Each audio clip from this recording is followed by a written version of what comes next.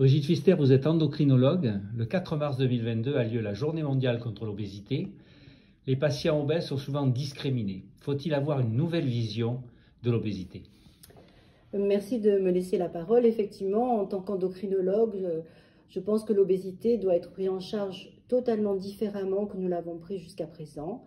Tout d'abord, insister sur la prévention de cette prise en charge de l'obésité et une prise en charge différente du patient obèse, peut-être plus de respect pour ces patients et savoir les mettre au centre de leur maladie. C'est une maladie chronique et donc les aider par une approche multifactorielle qui sera de la diététique, surtout un abord psychologique avec la gestion des émotions qui sont souvent le primum movens de leur obésité, les facteurs épigénétiques et l'environnement, et l'abord aussi contre la sédentarité.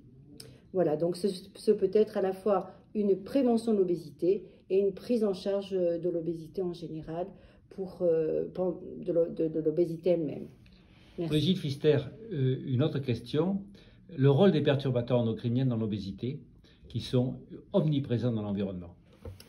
Alors effectivement, les perturbateurs endocriniens, c'est un phénomène extrêmement important dans l'obésité. Bien sûr, ce n'est pas le problème principal, mais on sait bien que l'obésité est multifactorielle.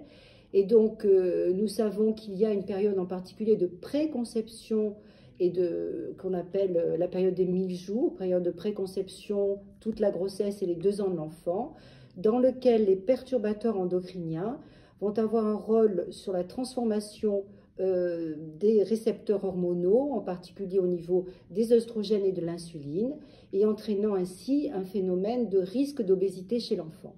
Ceci a été bien démontré, en particulier avec le biphénol A, qu'on retrouve plastifiant dans les biberons, etc., et qu'on a resupprimé d'ailleurs, et aussi les phtalates, les pesticides et d'autres produits incriminés. Donc notre rôle est un rôle informatif, en particulier pour toutes les patientes désireuses d'enfants, pour les protéger de ces perturbateurs endocriniens, et pendant les grossesses aussi essayer de les informer. Je pense que l'information commence à venir doucement. De plus en plus, les patientes semblent connaître un petit peu les pesticides, les mauvaises crèmes, etc. Mais que nous avons encore un gros travail d'information pour ces patientes. Et surtout, le respect de ces patientes, ne pas les culpabiliser, les informer et les encourager. Voilà, c'est essentiellement ce que je voudrais dire sur l'obésité. Merci. Merci Brigitte Pfister.